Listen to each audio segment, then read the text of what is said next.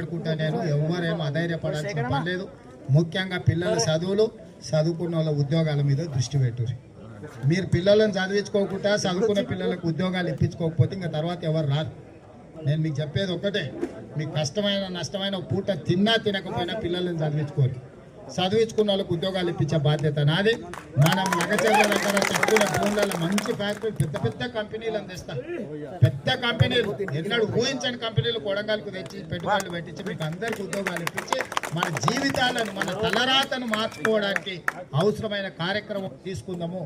మన తలరాతలు మారే సందర్భంలో వాడు వీడు నక్షత్రకుడు జమ ఎవడన్నా అట్లా ఇట్లా చేయాలని ప్రయత్నం చేస్తే మాత్రం దాటిని క్షమించకండి. ఏదునో ఓ రూపాయి ఎక్కువ భూమి పోయినప్పుడు దుఃఖం ఉంటుంది. ప్రభుత్వం మన ఉంది సంకం పెట్టి 1 లక్ష ఎక్కువ వస్తుందా?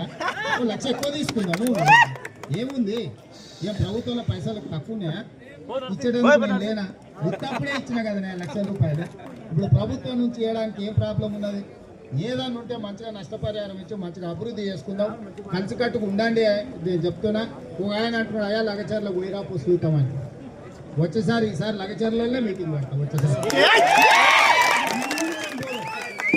ఆయన మన అసెంబ్లీలో ఒక ఆయన మాట్లాడుతున్నాను, నువ్వు లగచర్లకు ఒకసారి పోయిరాపో. వచ్చేసారి ఇలా సీకట్ అయింది కానీ వచ్చేసారి పొద్దుట పూటనే లగచర్లకు వస్తే అక్కడ కూర్చుందాం.